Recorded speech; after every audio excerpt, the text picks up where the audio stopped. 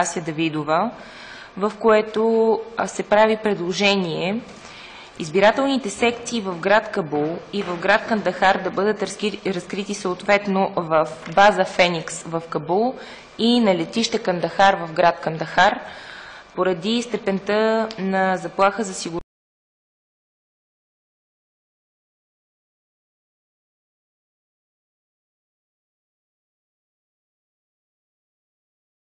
в писмото има активизиране на враждебните действия срещу важни обекти в тези два града.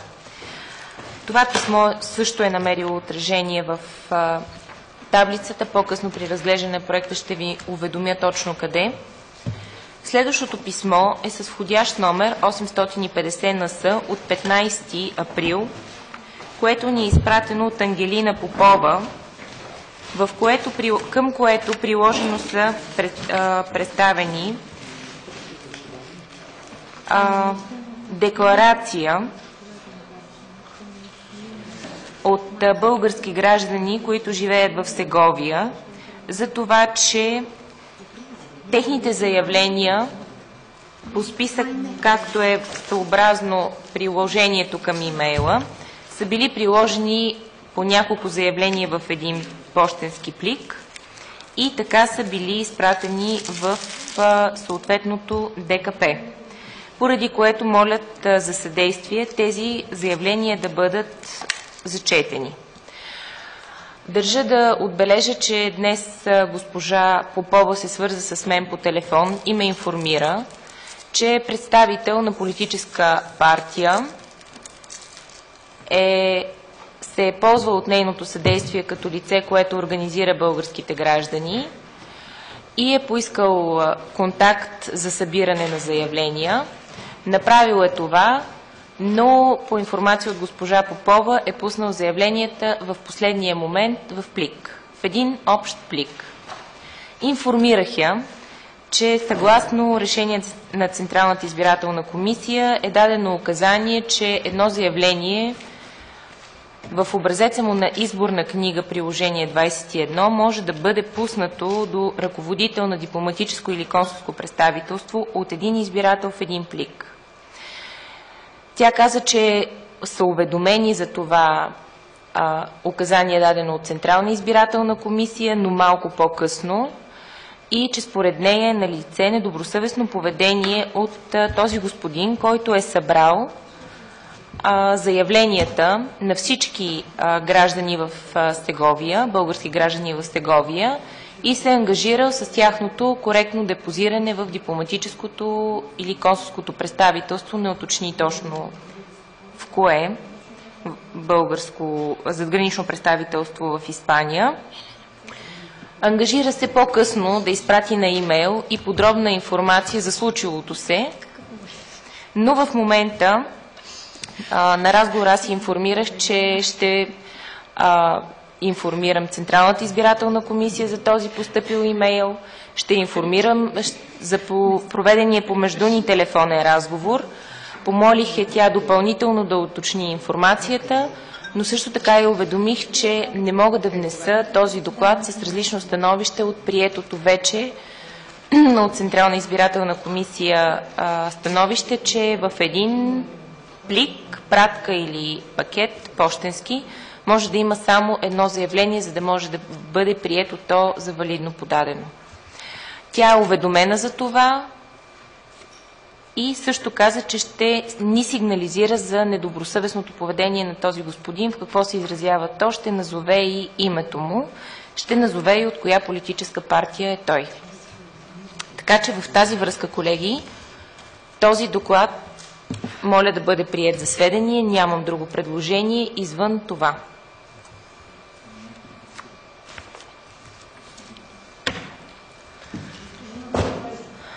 Така.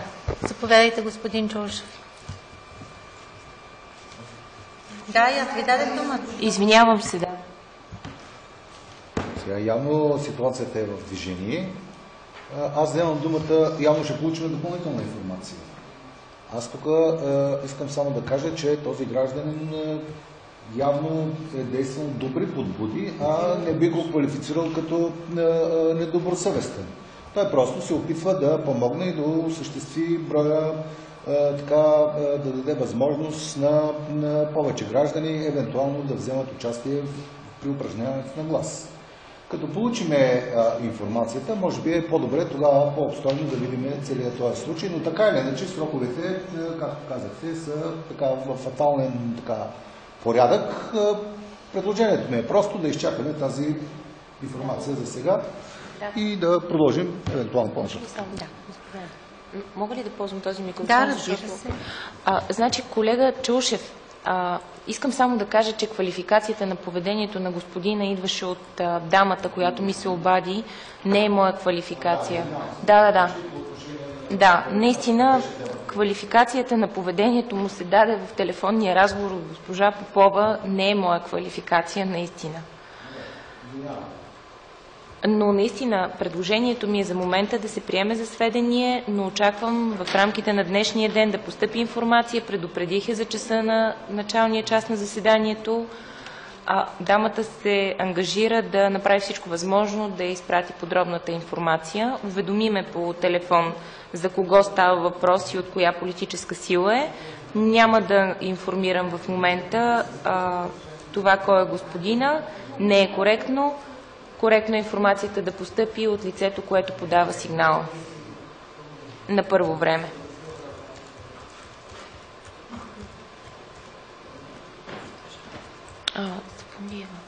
Заповядайте, госпожо Сапунджиева. Благодаря ви, госпожо председател.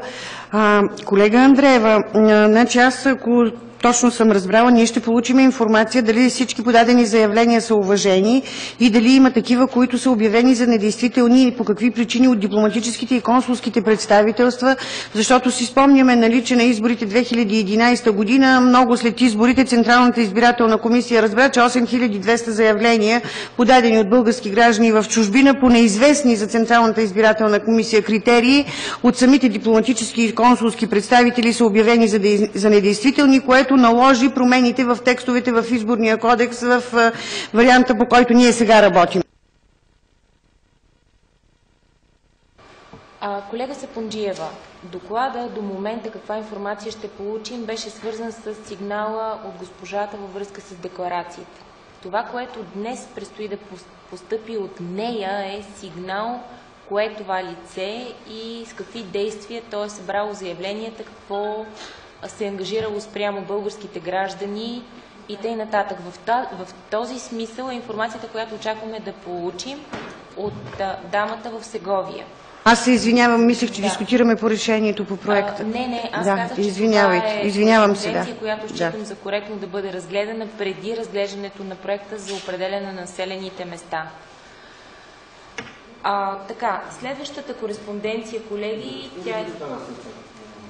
Не мога да кажа с точно за какъв брой става въпрос, тъй като това са сканирани страници. Мога да покажа как изглеждат. Декларация.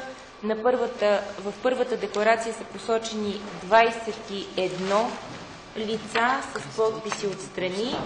Във втората декларация са посочени, но те не са в последователност, колеги, защото започва от следващата страница с номер 38 и завършва на номер 23 и още една страница, която започва от номер 22 и завършва на номер 27. Ето така изглежда.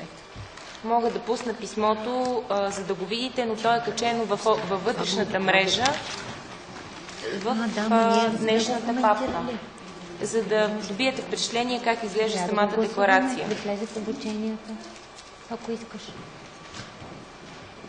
Следващото, колеги, писмо е с входящ номер 881 от 15 април. То също е качено в вътрешната мрежа в цялост.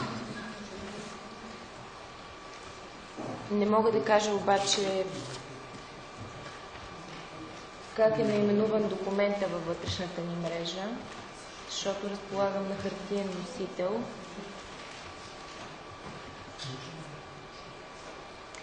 Единият доклад, колеги, е избирателна секция Сеговия.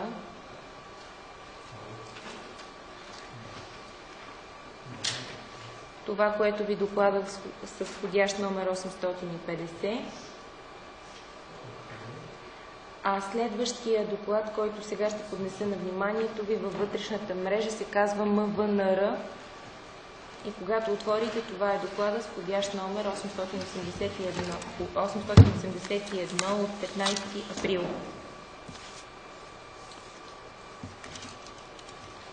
Ще ви изчета съдържанието на писмото. Обръщаме се към вас с молба за спешен отговор относно валидността на няколко вида заявления по член 44, алинея 2, получени в Генералното ни консулство в Истанбул, в които не е посочен пълния постоянен адрес в България. Основните казуси са: посочена е област, община и улица, без да е посочено конкретно населено място. Посочени са само имена, скоби вероятно на населено място, без да е конкретизирано за кои области, град или улици се отнасят конкретните имена. Посочени са град и село едновременно. На местата в заявленията са попълнени на адреса в Турция, директно ви го чета, е попълнен постоянния адрес в България и обратното. Разменени са имената на улиците с имената на области обратно. В някои случаи не е посочено населеното място за гласуване в Турция, е посочено името на квартал. В допълнение бихме искали да ви информираме, че в приблизително 1500 заявления, постъпили отново в Генералното консулство в Истанбул, за постоянен адрес в България е посочен само град, без никакъв допълнителен адрес. Във връзка с бавните пощенски услуги на определени места и възможността за получаване на заявление след 17 април, но с пощенско клеймо 11 април, молим за вашите указания относно крайния срок за обработка на получените в ДКП заявления по поща, приложени са сканирани заявления. Във връзка с това бяхме уведомени от Министерство на външните работи, че те, след като също са били сезирани с този въпрос от Генералното консулство в Истанбул, са дали указание, че има населени места в България, основно села, в които няма друг административен адрес, а само посочване на самото село без улица и номер вътре указани. И това е съобразено с Генералното консулство. Следващото, което е дадено като указание в тази връзка и пояснение от Министерството на външните работи, е, че тогава, когато в заявлението са разместени постоянния адрес в страната и адреса на пребиваване, това не се отразява по никакъв начин на валидността на заявлението. И в общи линии тази отметка, която се вижда отгоре върху самото заявление, по указание на Министерство на външните работи, тези заявления са съобразени, тъй като в тях има практически изчерпателно посочен адрес, изключение на случаите, в които има посочена област и улица Искър, например. В област няма значение коя в страната. Варна, например, давам пример с Варна. Улица Искър, номер 1, просто това не е действително правилно посочен постоянен адрес. Но изрично са обърнали внимание, че наистина тогава, когато особено става въпрос за села, действително има такива населени места, села в страната, в които няма улици и номера. Така че на това обстоятелство е обърнато внимание и казаха, че най-вероятно тази информация, която ние в момента разглеждаме, вече не е актуална, защото те са дали своите указания към Генералното консулство в Истанбул. Тези заявления да бъдат отчетени по този начин. Госпожа Андреева да води. Благодаря. При съобразяване на тези указания. Колега Андреева, значи тези заявления, които казахте и които се цитират в писмото, че са около 1500, всъщност са взети в предвид за разкриването на секциите. Така, тези заявления, от тези 1500 заявления, Заявленията, в които се установява наистина, че няма административни адреси, те са взети под внимание и са съобразени в бройката. Също така заявленията, в които е разместен постоянния адрес и адреса на пребиваване, те също са съобразени, защото това не се отразява върху валидността на заявлението. Единствено некоректно попълнен постоянен адрес не е възприема, защото е посочена, както ви казах, пример, не го взимам от тук в момента, тъй като вие виждате заявленията пред себе си.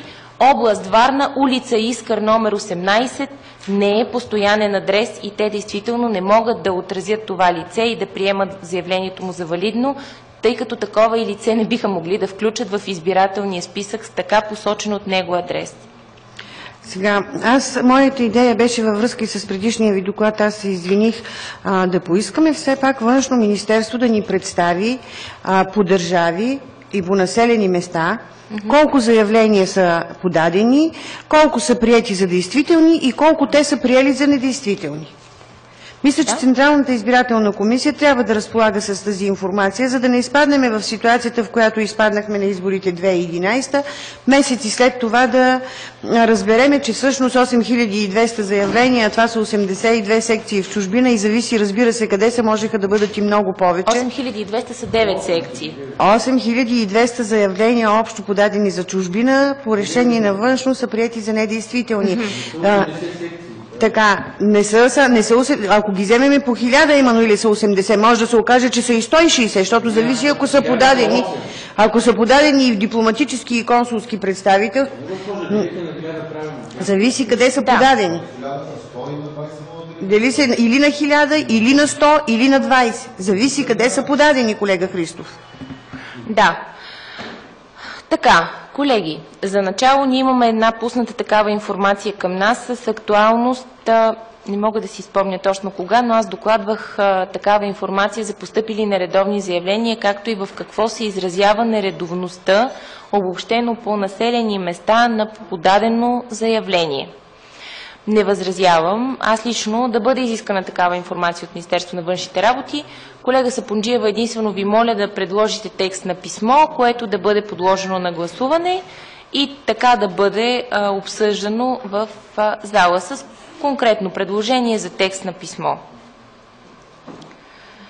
Колеги, друга кореспонденция, която да има преюдициален характер към решението в момента, нямам за доклад, поради което ще помоля да пристъпим към разглеждането на проекта за решение, както ви казах, във вътрешната мрежа, то е с номер 962.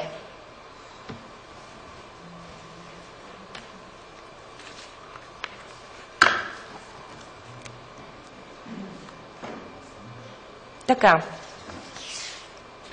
В решението информацията е систематизирана в 3 колони. Държава, в която колона, освен на държавата, е посочен и този код, който ще бъде изписан след номер 32 в номерацията на СИК.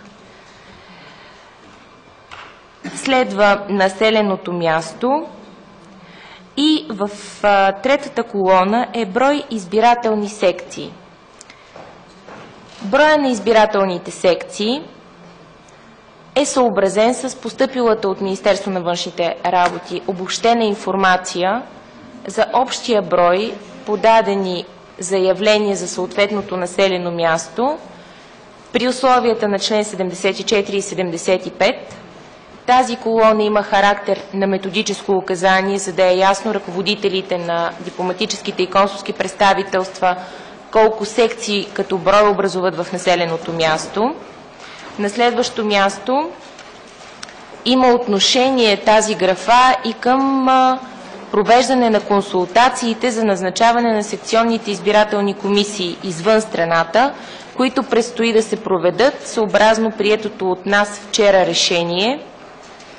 Защото с колегата Чаушев по негово предложение ние допълнихме информацията от Министерство на външните работи да бъде подадена и по населени места, брой на секции в населените места и брой на членовете на СИК.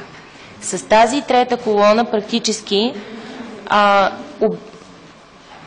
Министерство на външните работи действително ще може да включи онази информация, която беше по точка 3 от нашето решение в пълнота и да може да изпрати поканите за провеждане на консултациите. Ние приехме, че това трябва да стане поне 2 дни преди провеждане на консултациите.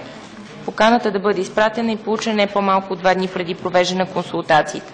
Така че това е предложението ми за първа точка от решението за систематизиране по държави, населени места и брой секции. Обръщам ви внимание, че съобразно изпратената от Министерство на външните работи справка за получените отговори от приемащите държави, Канада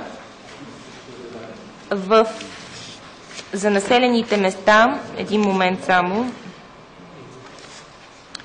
Брамтън и Монреал все още няма получено съгласие от приемащата държава за разкриване на избирателни секции в тези населени места, в които има офиси на почетни консули. В тази връзка моето предложение към вас е така поставените с звездичка в таблицата населени места да бъдат определени за населени места за разкриване на избирателни секции, но при условие, че до 29 април българската държава получи съгласие на приемащата държава за разкриване на избирателни секции в тези офиси на почетните консули. Предложението ми това да е дата 29 април е съобразено с хронограмата, защото Централна избирателна комисия трябва да назначи до 29 април секционните избирателни комисии извън страната.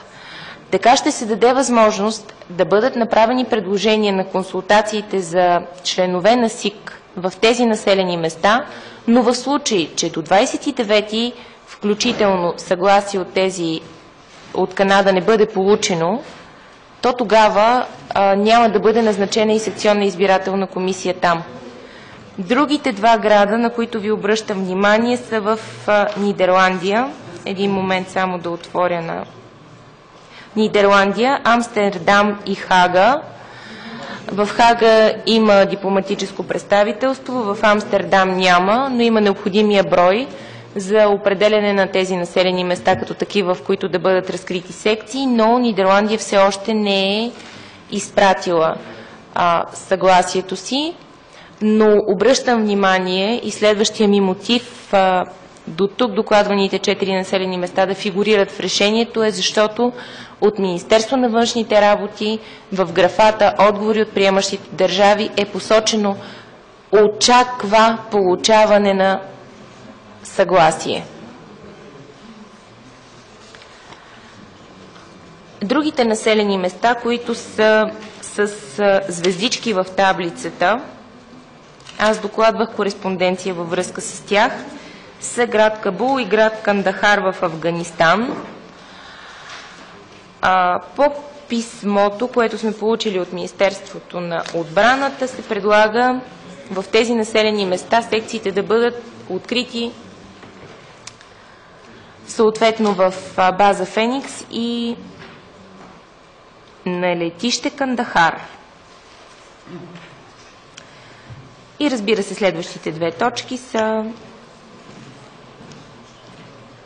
че ръководителите на ДКП образуват секциите, оказват техните адреси, за което уведомяват Централната избирателна комисия незабавно. Нов момент в това решение също така, че то може да бъде обжалвано в срок до 3 дни от съобщаването му пред Върховен административен съд, в който смисъл е разпоредбата на член 26, алинея 7 в новата редакция от тази година. Това е решението, колеги.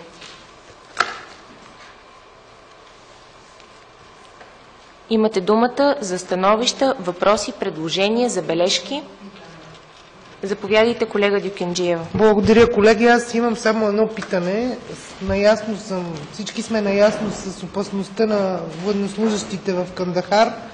Имам само един въпрос. Можем ли по закон да открием секция, тук пише да бъде разкрита на летище Кандахар? В смисъл на какъв режим сме с Афганистан? Сега ще ви кажа на какъв режим сме с Афганистан.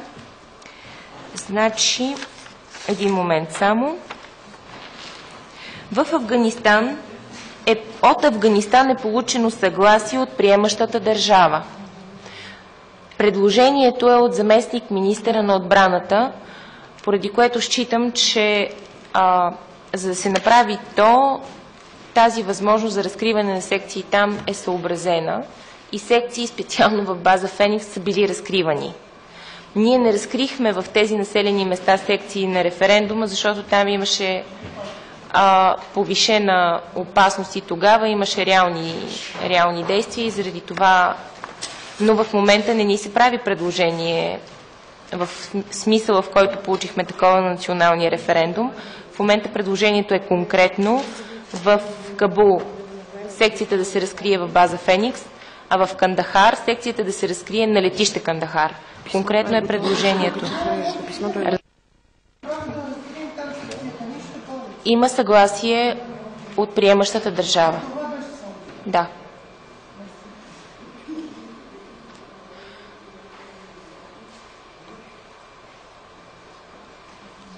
Колеги,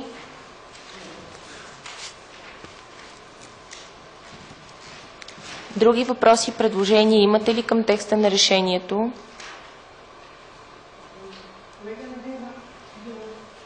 Заповядайте, колега Сапунджиева. Понеже предложихте, извинявайте, говорех по телефона, ще докладвам после този въпрос, който ми беше зададен от кандидат за народен представител и беше важно да излеза да го проведа. В мрежата всеки момент ще се появи писмото до Министерството на външните работи да ни представят информация за заявленията, по които са приели за недействителни, за невалидни. Да. И ще моля да го обсъдим да, него колега, и да го гласувам. Нека само да приключим с решението. Ще ви дам думата за този доклад.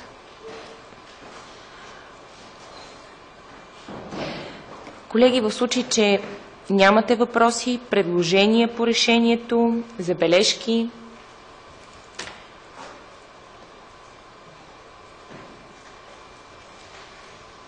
16 присъстващи в зала. Който е съгласен, моля да гласува.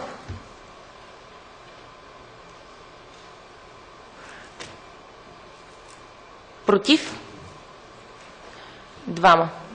От 16 гласували, 14 за, 2 против. Решението се приема. Може ли, колеги, само да ми кажете, колега Монахова, кой беше номера на вашето решение? Колега Андреева, може ли да обясня? Само момент да уточним. Добре. Заповядайте, колега Сапунджиева. Аз нямам бележки по решението, но обяснявам отрицателния си вод с това, че исках тази информация за недействителните заявления да дойде, нали, да я имаме на разположение и тогава да се гласува решението. За това гласувах против и обяснявам, че нямам бележки по решението. Благодаря ви. Заповядайте, колега Солакова. Колеги, аз също гласувах против и това е причината, не толкова самото решение, което беше поставено на нашето внимание, защото считам, че тази информация трябваше да постъпи едновременно с писмото, което е посочено в мотивите на нашето решение, което приехме преди малко, тъй като тази информация трябва да е достояние на Централната избирателна комисия, за да може да прецени валидните заявления, а броят е условие за разкриване на секции. По тази причина няма как да считам, че нашето решение е достатъчно мотивирано и по този повод гласувах против. Благодаря. Колега Чушев, заповядайте. Присъединявам се към изказаните мнения, че информацията би било добре и би следвало по-скоро да съдържа и броя на невалидните въпросните заявления, които не са влезли в така предоставения брой от Външно министерство. Тази информация е важна, освен за увеличаване на възможностите на гражданите да гласуват и да упражнят правото си на глас, тя е необходима да се подобрява работата и информационните кампании на ЦИК по отношение на правилното попълване и използване на възможностите, дадени в изборния кодекс при подаването на този тип заявление. Очевидно видяхме, че от спорните случаи тук просто се объркват някои нещица в редове и така нататък. Добре е тази информация да постъпи в Централната избирателна комисия с оглед подобряване работата по информираността на гражданите при упражняването на тяхните изборни права.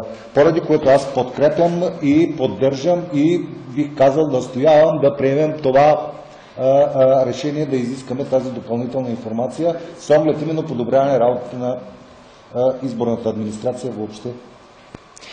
Благодаря, колега Чушев. Вашето изявление беше прелюдия към предложението на колегата Сапунджиева. Аз в момента й давам възможност да докладва предложение за писмо, за което обсъждахме при разглеждането. Благодаря, колега Андреева. Уважаеми колеги, в пощата се намира писмо до постоянния секретар на Министерството на външните работи, господин Иван Сираков.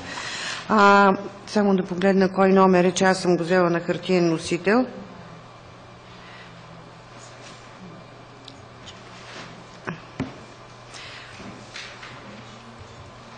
Писмото е много кратко. 1790 ли? 1750 е проекта в мрежата. Аз ще ви го прочета. Уважаеми господин Сираков, във връзка с ваше писмо входящ номер, това всъщност е номер на писмото, с което е поступила последната информация, ще го попълня за подадените заявления по държави и населени места и приемане на решение за определяне на населените места по член 74 алинея 4 от Изборния кодекс, за определяне на население. Молим да предоставите информация за броя на приетите за невалидни заявления, в скоби приложение 21 от изборните книжа по държави и градове, както и причините за обявяването им за невалидни. Практически това е предложението за писмо. Да. И ние вече получихме веднъж. Вие искате обобщена по държави. Да. По-актуализирана от тази, с която разполагаме в момента в Централна избирателна комисия. Тоест искате актуализация на тази информация, която ние вече имаме към един определен момент заснета ситуацията. Само да ви помогна, писмото, на което се позовавате по-горе, е 996. Наш номер, нали? Да. 996. 996 НС от 19 април. 19.04.2013 година. Попълних го, да. Да. Ако няма бележки... Колеги, имате ли всъщност въпроси, предложения за бележки? Имате думата за коментари.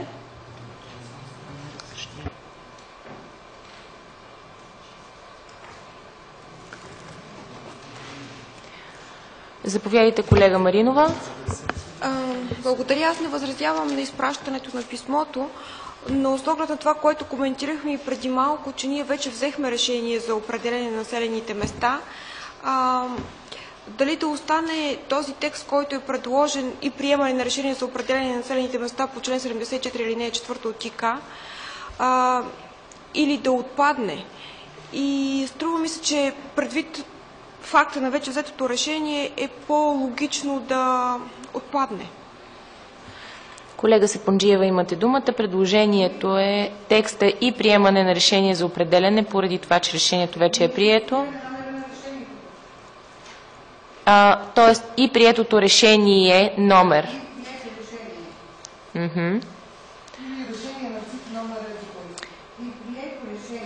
Във връзка с еди кое си писмо и във връзка с прието решение. Ами то така или иначе...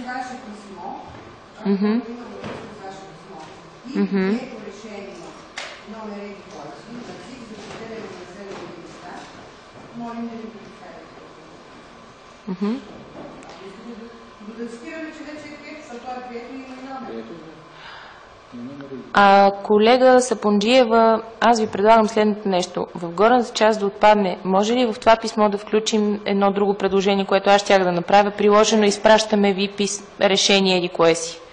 и това да стане като втори абзац. Може да стане приложено, изпращаме ви решение номер. Да. С номера от еди коя си дата за определене на населените места по член 74 алинея 4 от Изборния кодекс. Така. И в тази връзка молим да ни предоставите информация за подадените заявления, да ни предоставите информация за броя на приетите за невалидни заявления по приложение 21 от изборните книжа по държави и градове, както и причините за определенето им за невалидни. Във връзка с прието решение... Не, ние казваме приложено, изпращаме ви решение. Да. Нали? След което казваме, молим да ни предоставите информация за броя на приетите. Това е второ изречение. Значи текста, колеги, на писмо, което в момента да се подложи на гласуване, е следния. Приложено изпращаме ви решение номер еди кое си за определяне на населените места и т.н. Молим да предоставите информация за броя на приетите за невалидни заявления, в скоби, както виждате текста нататък. Да. Колега Сапунджиева, съгласна ли сте? Да. 14 присъстващи в зала. Който е съгласен, моля да гласува. Против? Няма. От 14 гласували, 14 за, против няма.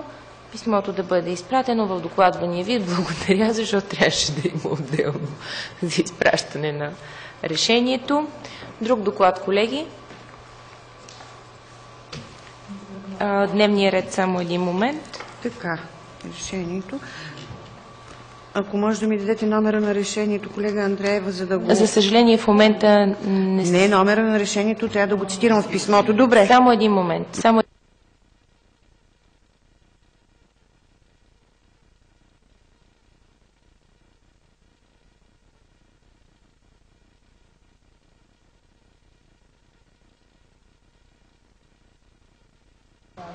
Значи 24, 54 е номера на решението за определяне на населените места. Този номер може да цитирате в писмото. С грифна се... Да. Така. Заповядайте, колега Караджов. Уважаеми колеги, с проект номер 960 замяна в Общинска избирателна комисия Кайнарджа, макар че е изписано районна избирателна комисия. Като отворите проекта, вътре правилно е изписано Общинска избирателна комисия Кайнарджа, област Силистра.